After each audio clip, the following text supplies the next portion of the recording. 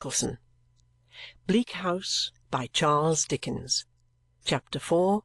Telescopic Philanthropy. We were to pass the night, Mr. Kenge told us when we arrived in his room, at Mrs. Jellyby's, and then he turned to me and said he took it for granted I knew who Mrs. Jellyby was. "I really don't, sir," I returned. "Perhaps Mr. Carstone or Miss Clare." But no, they knew nothing whatever about Mrs. Jellyby. "Indeed, Mrs. Jellyby," said Mr. Kenge, standing with his back to the fire and casting his eyes over the dusty hearth-rug as if it were Mrs. Jellyby's biography, "is a lady of very remarkable strength of character who devotes herself entirely to the public. She has devoted herself to an extensive variety of public subjects at various times, and is at present, until something else attracts her, devoted to the subject of Africa, with a view to the general cultivation of the coffee-berry, and the natives, and the happy settlement on the banks of the African rivers of our superabundant home population. Mr. Jarndyce, who is desirous to aid any work that is considered likely to be a good work and who is much sought after by philanthropists, has, I believe, a very high opinion of Mrs. Jellyby." Mr. Kenge, adjusting his cravat, then looked at us. "And Mr. Jellyby, sir?" suggested Richard. "Ah, Mr. Jellyby," said Mr. Kenge, "is I don't know that I can describe him to you better than by saying that he is the husband of Mrs. Jellyby." "A nonentity, sir?" said Richard with a droll look. "I don't say that," returned Mr. Kenge gravely. "I can't say that, indeed, for I know nothing whatever of Mr. Jellyby. I never, to my knowledge, had the pleasure of seeing Mr. Jellyby. He may be a very superior man, but he is, so to speak, merged in the more shining qualities of his wife." Mr. Kenge proceeded to tell us that as the road to Bleak House would have been very long, dark, and tedious on such an evening, and as we had been travelling already, Mr. Jarndyce had himself proposed this arrangement. A carriage would be at Mrs. Jellyby's to convey us out of town early in the forenoon of to-morrow. He then rang a little bell, and the young gentleman came in.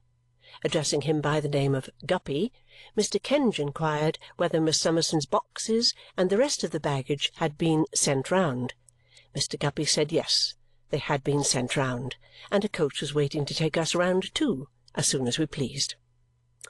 "Then it only remains," said Mr. Kenge, shaking hands with us, "for me to express my lively satisfaction in good day, Miss Clare, the arrangement this day concluded, and my good-bye to you, Miss Summerson.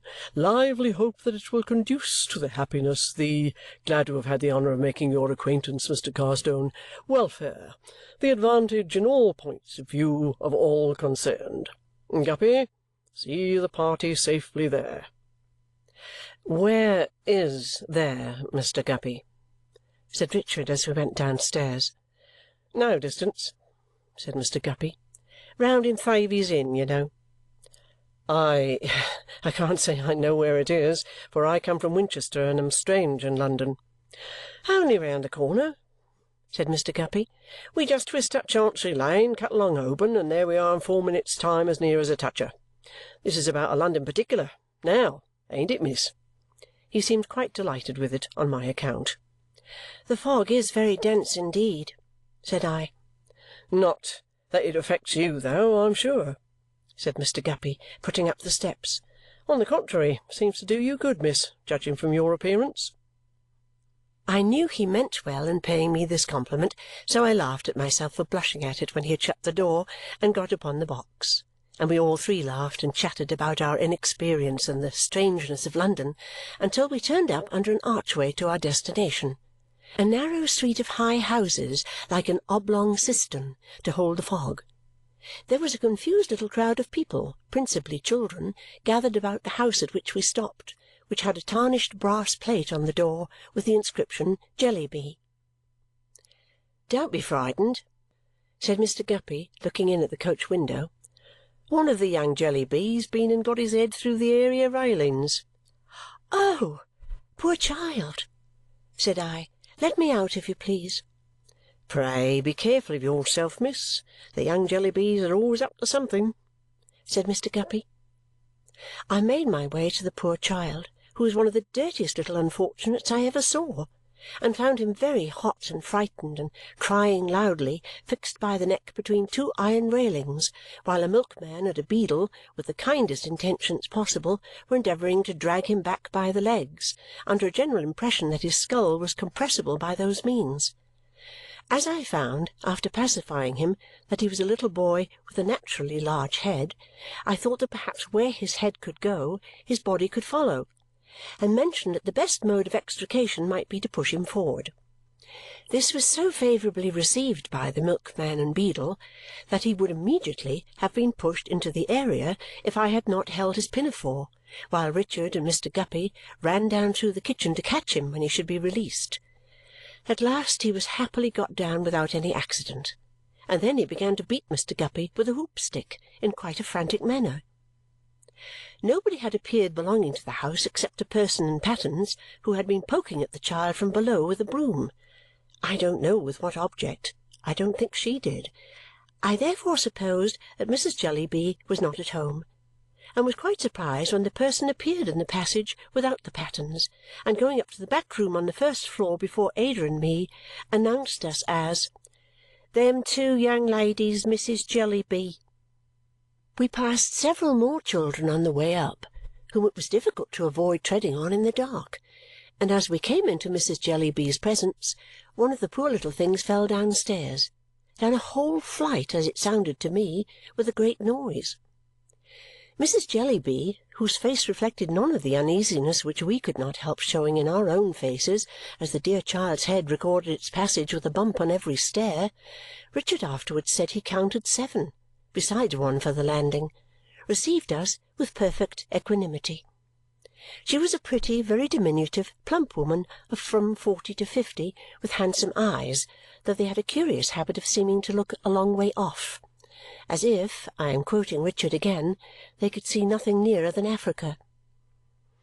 "I am very glad indeed," said Mrs. Jellyby in an agreeable voice, "to have the pleasure of receiving you. I have a great respect for Mr. Jarndyce, and no one in whom he is interested can be an object of indifference to me." We expressed our acknowledgments and sat down behind the door, where there was a lame invalid of a sofa. Mrs. Jellyby had very good hair, but was too much occupied with her African duties to brush it.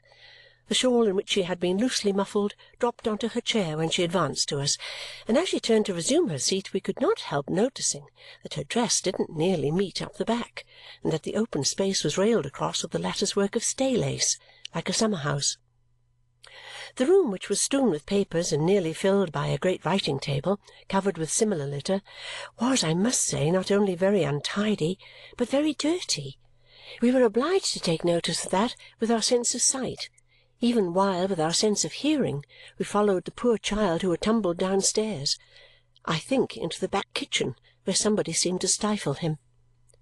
But what principally struck us was a jaded and unhealthy-looking, though by no means plain, girl at the writing-table, who sat biting the feather of her pen and staring at us.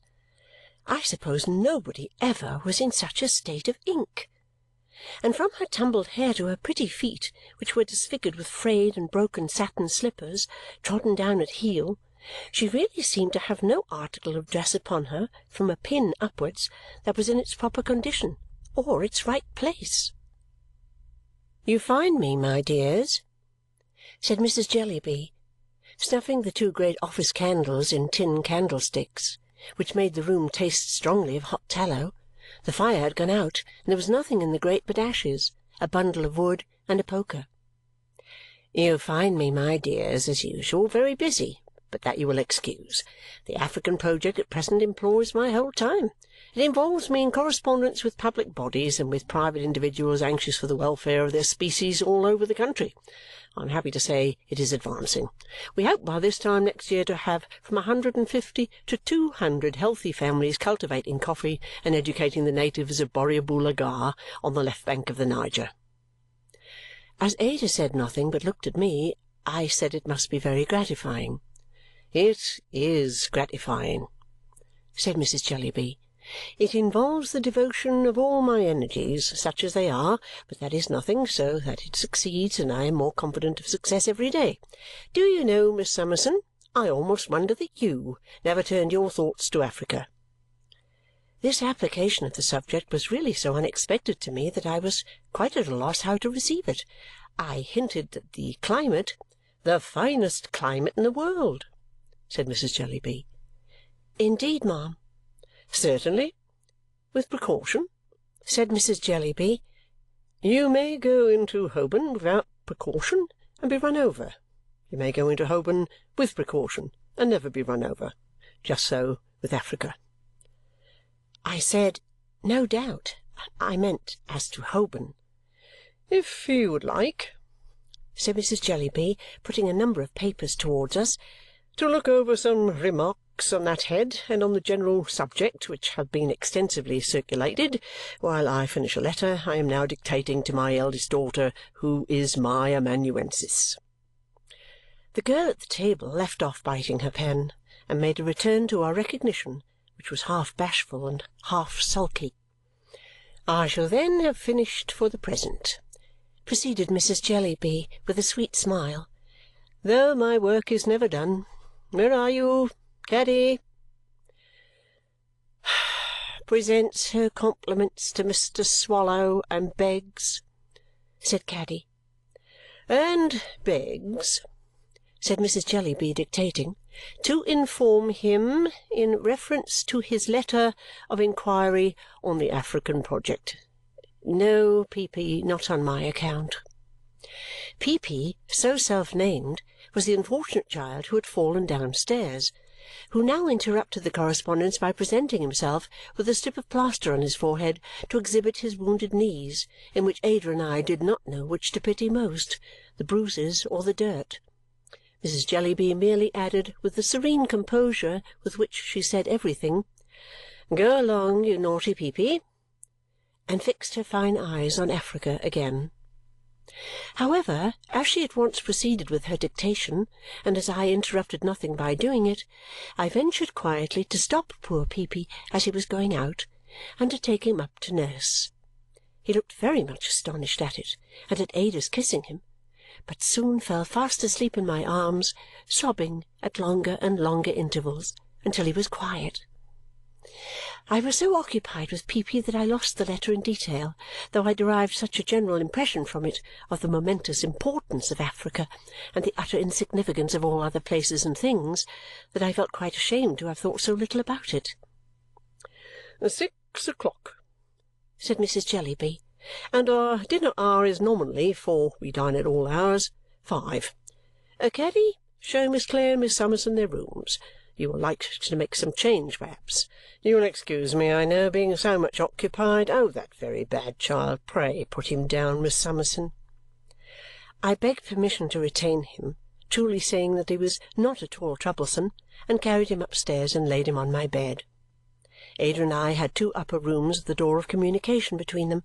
They were excessively bare and disorderly, and the curtain to my window was fastened up with a fork. "You would like some hot water, wouldn't you?" said Miss Jellyby, looking round for a jug with a handle to it, but looking in vain. "If it is not being troublesome," said we. "Oh, it's not the trouble," returned Miss Jellyby. "The question is, if there is any." The evening was so very cold, and the rooms had such a marshy smell that I must confess it was a little miserable, and Ada was half crying. We soon laughed, however, and were busily unpacking when Miss Jellyby came back to say that she was sorry there was no hot water, but they couldn't find the kettle and the boiler was out of order. We begged her not to mention it, and made all the haste we could to get down to the fire again. but all the little children had come up to the landing outside to look at the phenomenon of Peepy lying on my bed, and our attention was distracted by the constant apparition of noses and fingers in situations of danger between the hinges of the doors.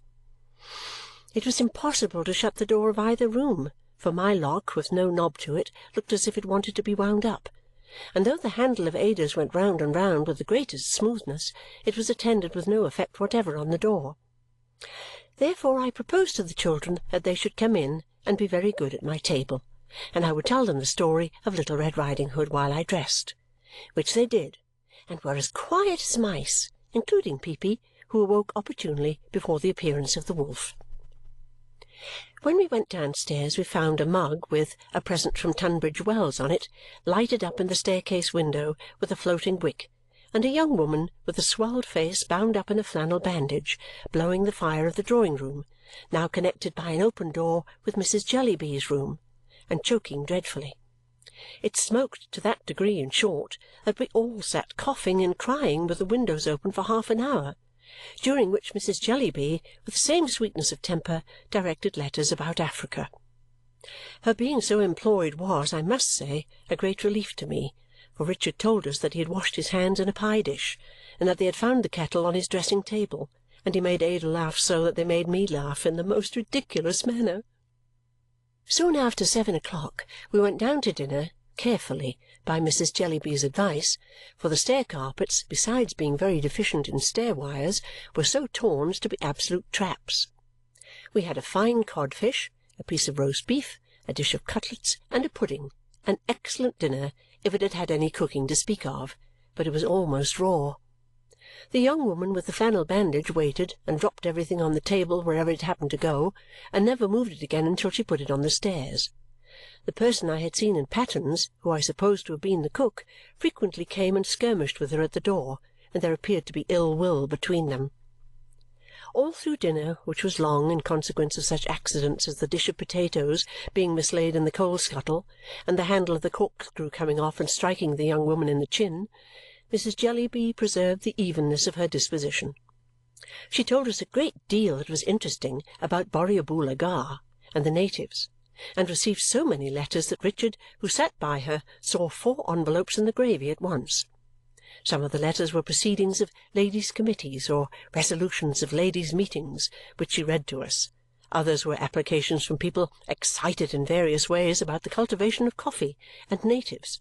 Others required answers, and these she sent her eldest daughter from the table 3 or 4 times to write. She was full of business and undoubtedly was, as she had told us, devoted to the cause. I was a little curious to know who a mild, bald gentleman in spectacles was, who dropped into a vacant chair (there was no top or bottom in particular) after the fish was taken away, and seemed passively to submit himself to Borrioboola Gha, but not to be actively interested in that settlement. As he never spoke a word, he might have been a native but for his complexion. It was not until we left the table and he remained alone with Richard that the possibility of his being Mr. Jellyby ever entered my head. But he was Mr. Jellyby, and a loquacious young man called Mr. Quale, with large shining knobs for temples and his hair all brushed to the back of his head, who came in the evening and told Ada he was a philanthropist, also informed her that he called the matrimonial alliance of Mrs. Jellyby with Mr. Jellyby the union of mind and matter. This young man, besides having a great deal to say for himself about Africa and a project of his for teaching the coffee colonists to teach the natives to turn pianoforte legs and establish an export trade, delighted in drawing Mrs. Jellyby out by saying, "I believe now, Mrs. Jellyby, you have received as many as from 150 to 200 letters respecting Africa in a single day, have you not?" Or, "If my memory does not deceive me, Mrs. Jellyby, you once mentioned that you had sent off 5,000 circulars from one post-office at one time," always repeating Mrs. Jellyby's answer to us like an interpreter. During the whole evening Mr. Jellyby sat in a corner with his head against the wall as if he were subject to low spirits. It seemed that he had several times opened his mouth when alone with Richard after dinner, as if he had something on his mind, but had always shut it again, to Richard's extreme confusion, without saying anything. Mrs. Jellyby, sitting in quite a nest of waste paper, drank coffee all the evening and dictated at intervals to her eldest daughter. She also held a discussion with Mr. Quale, of which the subject seemed to be, if I understood it, the brotherhood of humanity, and gave utterance to some beautiful sentiments. I was not so attentive an auditor as I might have wished to be, however, for Peepy and the other children came flocking about Ada and me in a corner of the drawing-room to ask for another story. So we sat down among them and told them in whispers Puss in Boots, and I don't know what else, until Mrs. Jellyby, accidentally remembering them, sent them to bed. As Peepy cried for me to take him to bed, I carried him upstairs, where the young woman with the flannel bandage charged into the midst of the little family like a dragon and overturned them into cribs. After that I occupied myself in making our room a little tidy and in coaxing a very cross fire that had been lighted to burn, which at last it did, quite brightly. On my return downstairs I felt that Mrs. Jellyby looked down upon me rather for being so frivolous, and I was sorry for it, though at the same time I knew that I had no higher pretensions. It was nearly midnight before we found an opportunity of going to bed, and even then we left Mrs. Jellyby among her papers drinking coffee and Miss Jellyby biting the feather of her pen. "What a strange house!" said Ada when we got upstairs. "How curious of my cousin Jarndyce to send us here!" "My love," said I, "it quite confuses me. I want to understand it, and I can't understand it at all." "What?" asked Ada with her pretty smile. "All this, my dear," said I. "It must be very good of Mrs. Jellyby to take such pains about a scheme for the benefit of natives, and yet Peepy and the housekeeping." Ada laughed and put her arm about my neck as I stood looking at the fire, and told me I was a quiet, dear, good creature and had won her heart. "You are so thoughtful, Esther," she said, "and yet so cheerful, and you do so much, so unpretendingly. You would make a home out of even this house." My simple darling! She was quite unconscious that she only praised herself and that it was in the goodness of her own heart that she made so much of me. "May I ask you a question?" said I, when we had sat before the fire a little while. 500, said Ada. "Your cousin Mr. Jarndyce. I owe so much to him. Would you mind describing him to me?" Shaking her golden hair, Ada turned her eyes upon me with such laughing wonder that I was full of wonder too, partly at her beauty, partly at her surprise. "Esther," she cried. "My dear?" "You want a description of my cousin Jarndyce." "My dear, I never saw him." "And I never saw him," returned Ada. "Well, to be sure!" No, she had never seen him. Young as she was when her mamma died, she remembered how the tears would come into her eyes when she spoke of him and of the noble generosity of his character, which she had said was to be trusted above all earthly things, and Ada trusted it. Her cousin Jarndyce had written to her a few months ago a plain, honest letter, Ada said, proposing the arrangement we were now to enter on and telling her that in time it might heal some of the wounds made by the miserable Chancery suit. She had replied gratefully, accepting his proposal. Richard had received a similar letter and had made a similar response. He had seen Mr. Jarndyce once, but only once, 5 years ago at Winchester School. He had told Ada, when they were leaning on the screen before the fire where I found them, that he recollected him as a bluff, rosy fellow. This was the utmost description Ada could give me. It set me thinking so that when Ada was asleep, I still remained before the fire, wondering and wondering about Bleak House, and wondering that yesterday morning should seem so long ago. I don't know where my thoughts had wandered when they were recalled by a tap at the door. I opened it softly and found Miss Jellyby shivering there with a broken candle and a broken candlestick in one hand and an egg-cup in the other. "Good night," she said very sulkily. "Good night," said I. "May I come in?" She shortly and unexpectedly asked me in the same sulky way. "Certainly," said I. "Don't wake Miss Clare." She would not sit down, but stood by the fire dipping her inky middle finger in the egg cup, which contained vinegar, and smearing it over the ink stains on her face, frowning the whole time and looking very gloomy. "I wish Africa was dead," she said on a sudden. I was going to remonstrate. "I do," she said. "Don't talk to me, Miss Summerson. I hate it and detest it. It's a beast." I told her she was tired, and I was sorry. I put my hand upon her head and touched her forehead, and said it was hot now, but would be cool to-morrow.